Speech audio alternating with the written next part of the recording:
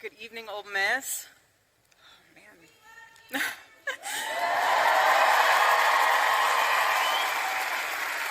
Love you guys, too. Oh, it's hard not to cry after watching that. I haven't seen that portion of him saying that video since that day happened. But Charlie, when he came onto campus, he loved to immerse himself in the culture of the campus that he was in. And so, from word on the street, you guys have a chant out there. I hear it's a good one. It's hotty toddy.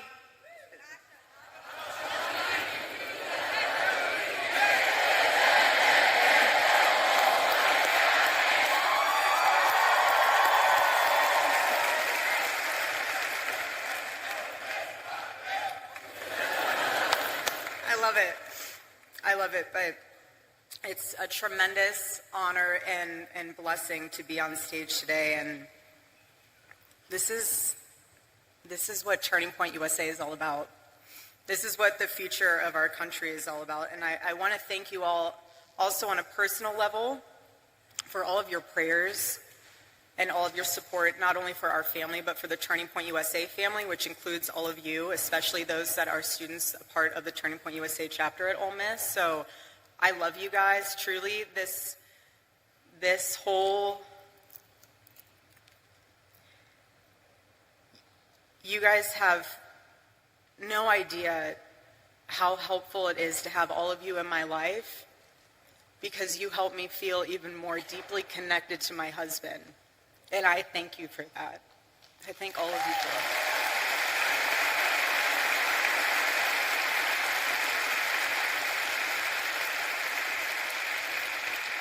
And I say that also because you guys are the heartbeat of Turning Point USA. You're the heartbeat of this organization, and every time we were at an event, especially one that Charlie was speaking at, he would always ask beforehand, he would always ask Mikey or the team, he'd say, who in the audience is a Turning Point USA chapter leader or chapter member? And whenever there was a student there, he would stop everything before the event and he would sit down with them.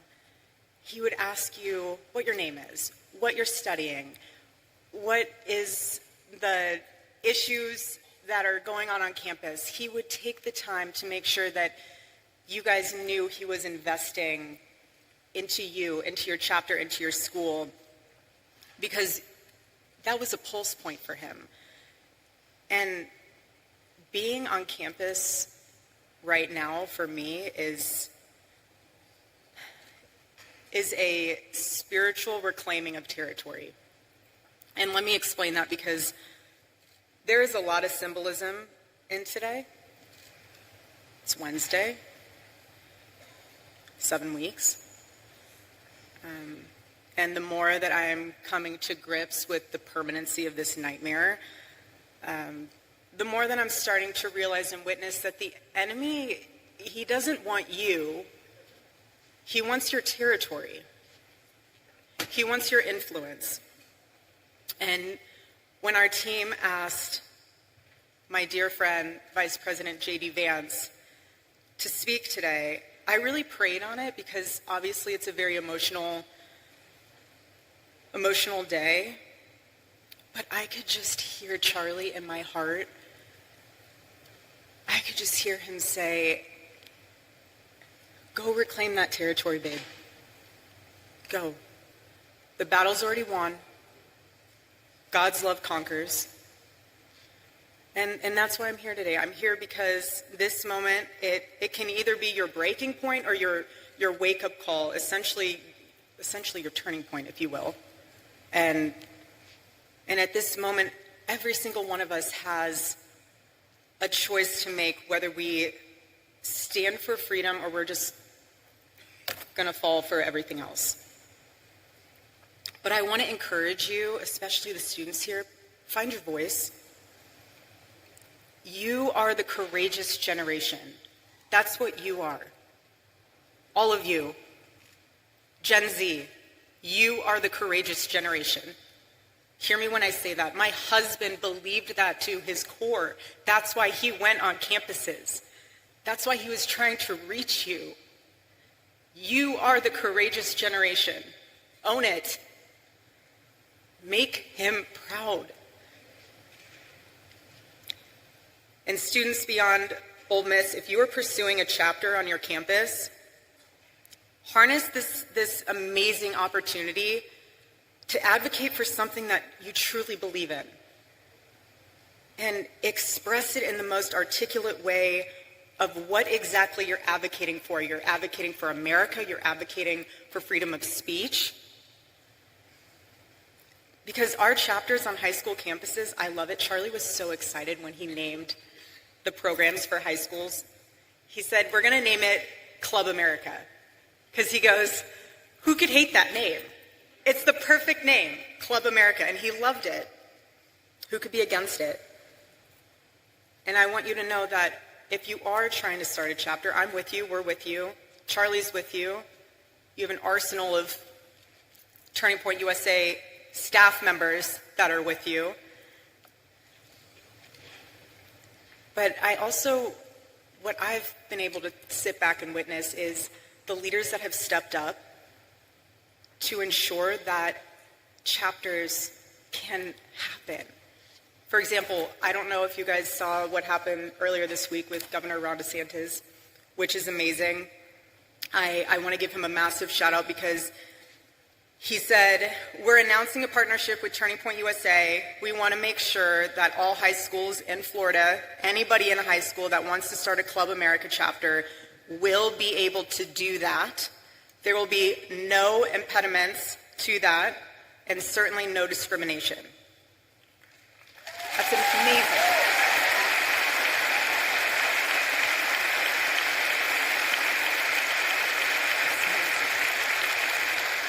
And then also, Governor Youngkin. I want to thank him as well. He donated generously to Turning Point USA to support new Turning Point USA chapters all over the Commonwealth of Virginia. How powerful is that? It's amazing. I'm so grateful. So when I heard that, I just looked up and I was like, all right, Charlie, 2 down, 48 to go. I see you. But Club America and Turning Point USA chapters,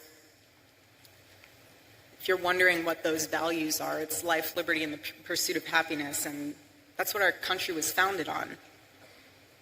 And when you succeed in establishing that chapter, I want to commend you because that experience will leave a mark on you that will influence every choice that you make for the rest of your life and generations to come. Earn your voice. Charlie loved the word earn.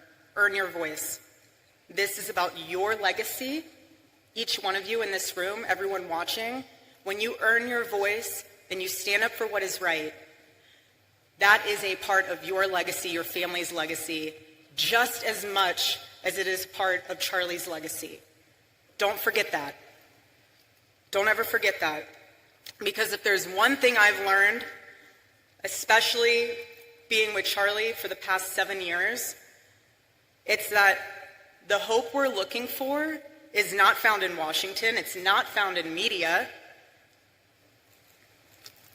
It's right here. All of you. This is the hope. And he saw that.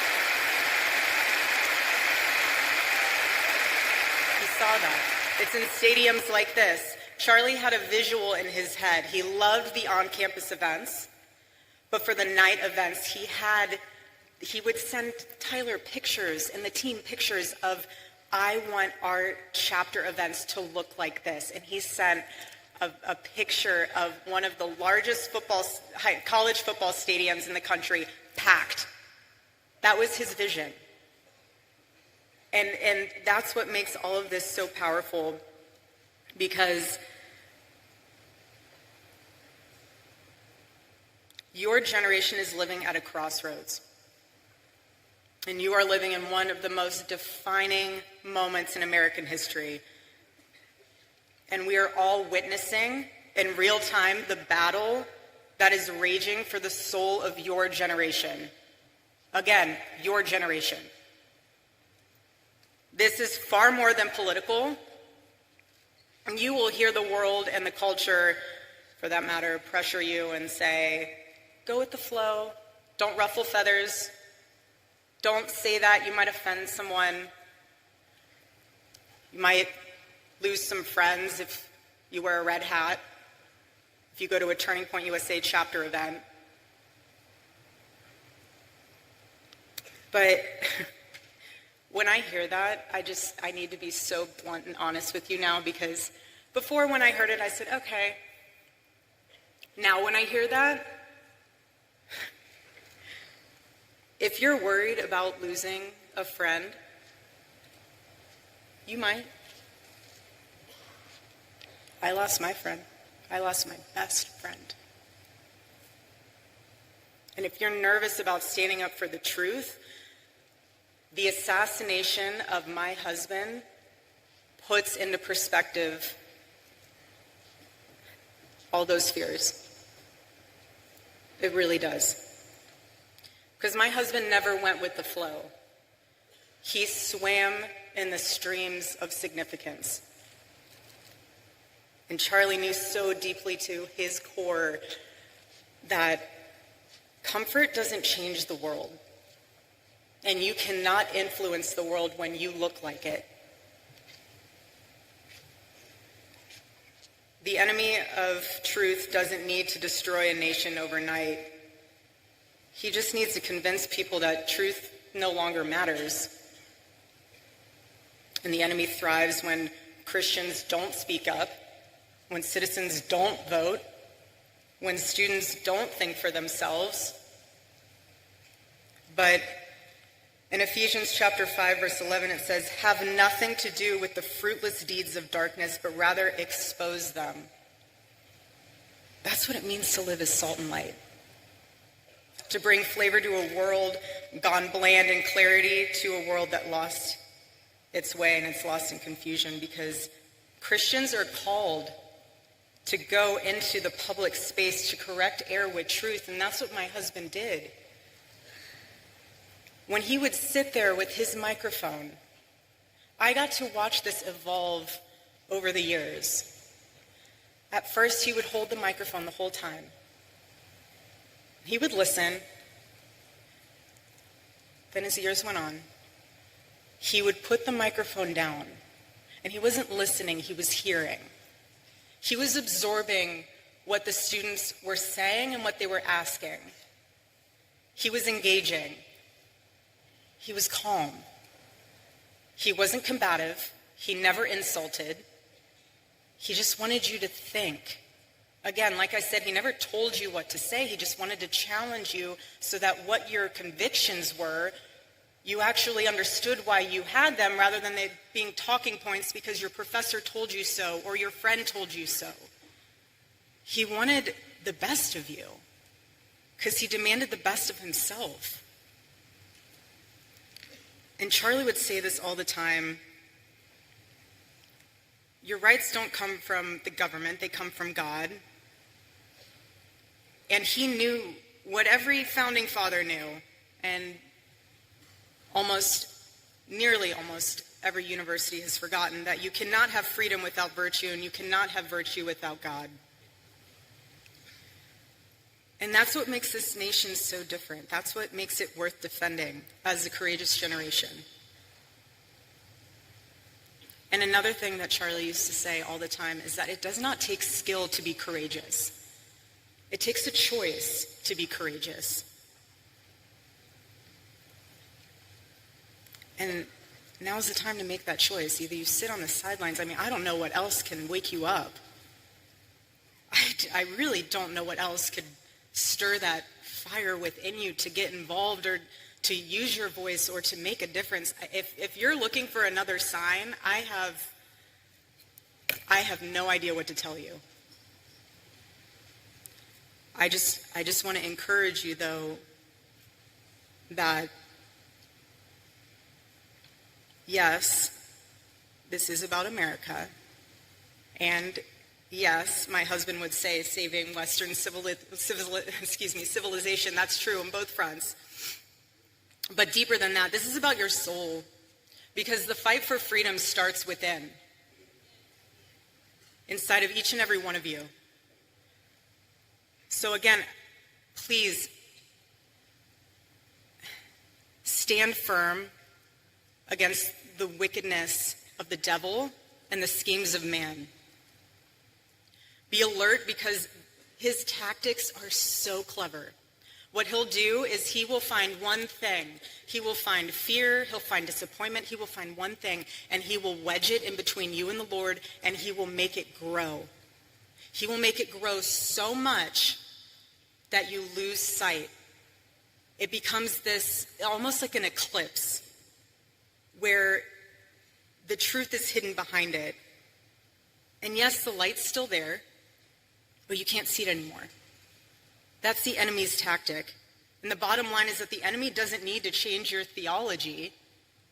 He just needs to change your vision. And if he can get in your head and blur your vision and distort your vision, he'll do it. He'll do whatever he can. But what the enemy forgets, though, is that the presence of a shadow is proof that there is light. He forgets that. And Charlie's murder might seem like we're standing in a shadow, as if death was the victory meant for the enemy, but looking around in this arena, you are proof that this light of truth burns so brightly. So brightly.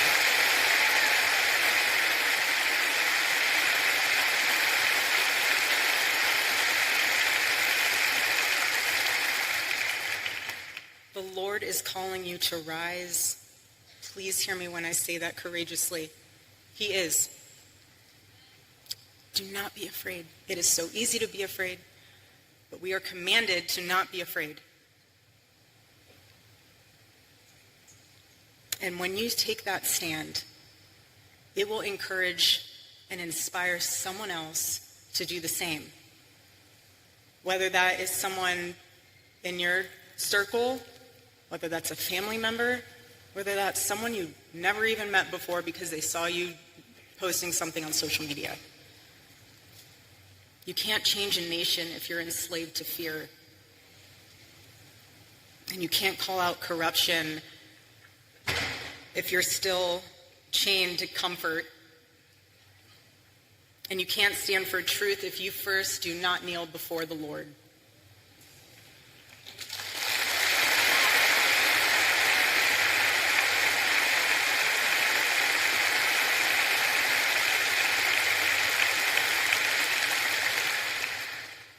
And I know I keep saying it, but I'm trying to drive home a point with you all being labeled as the courageous generation, because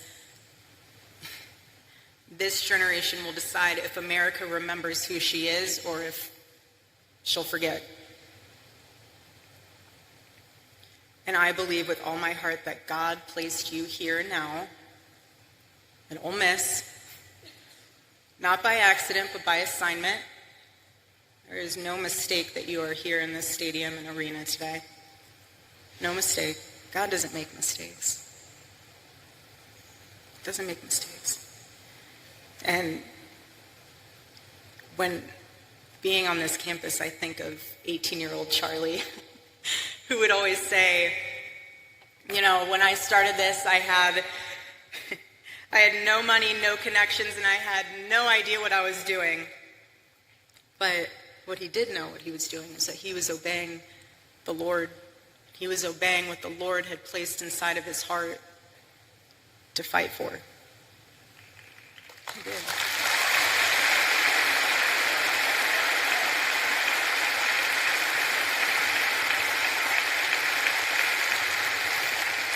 And he persevered. He persevered, and look what he left us. Look what he left us with. He didn't leave us empty-handed. He built a machine, and all of you are a part of that. Again, the heartbeat of Turning Point USA. That's what happens when you obey the Lord. A movement like this, it becomes unstoppable. It becomes the revival that it is. And I just want this to be the generation that says, we will not apologize for loving our country first. We will not be silent about our faith. We will not back down when the world tells us to kneel, because we bow only to the King of Kings.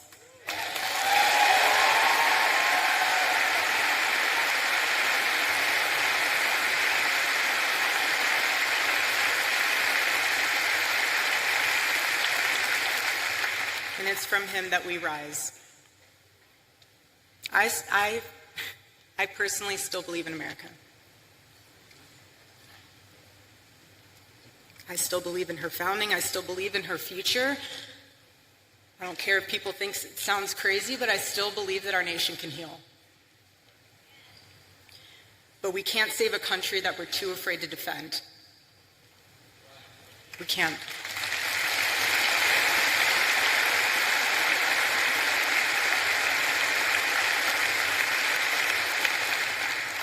On a more personal note, when we first moved in our home, inside of our bedroom, I had on the side wall, when you walk in, it was above the bookshelves, it says, on two framed pieces of paper, it says, "They will be known by the boldness of their faith." And when I hung that, as many women can attest to this, when you hang things, you see them all the time, you just kind of go about your life. And so, being in the position that I am now, it took me a while to even just make it back into our bedroom. I used to sprint from the opening door into the bathroom and sprint out. I was not ready to walk into our bedroom yet. And when I was finally able to sleep in our bed for the first time, I slept on his side of the bed. And I noticed, because he had to sleep a certain way on his side, facing the outside of the bed, because he had a bad back. I'm sure most of you didn't know that, but he had a really bad back. Anyways, so it's also why he wore compression socks too. I know a lot of people are like, why do you wear compression socks? Circulation.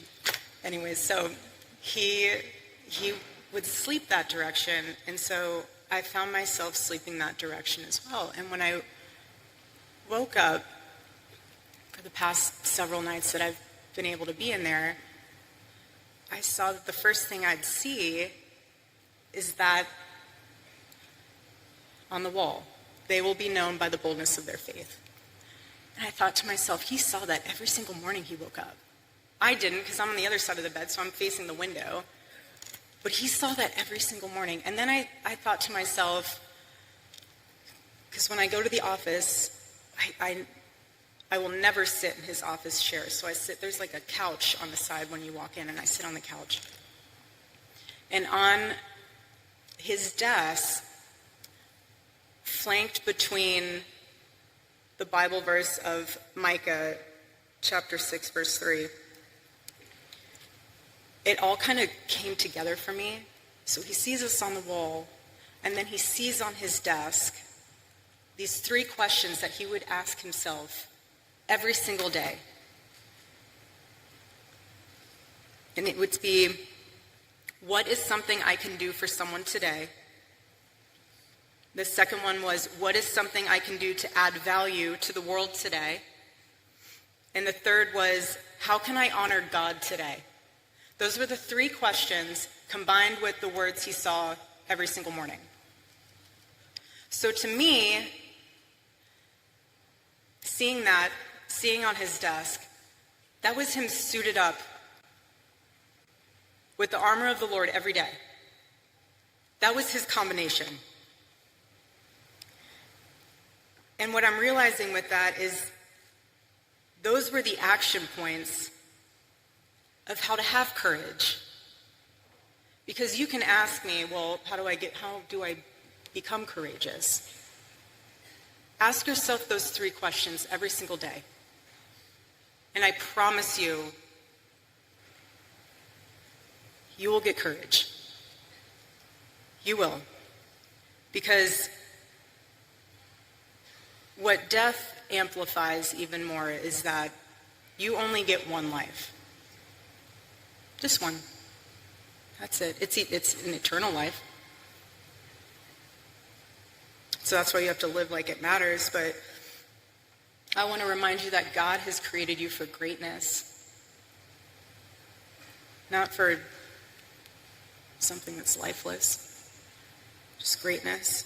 And the question isn't how long you're going to live. It's what are you going to do with your life in the time that the Lord has blessed you with? What are you going to do with that? That's the question.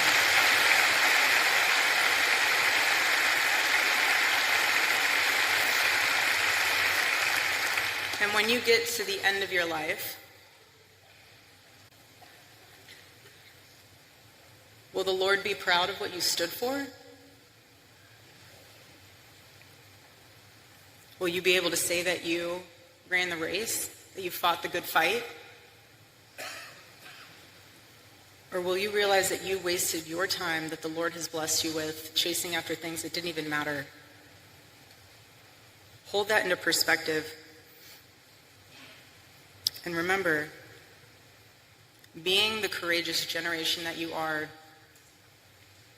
stand up for the truth, defend life, love your family fearlessly, love your spouse fearlessly, love this country, defend her, and serve our God. And don't think that it's someone else's role to do it. You do it. You do it. Do it for Charlie. Do it for Charlie.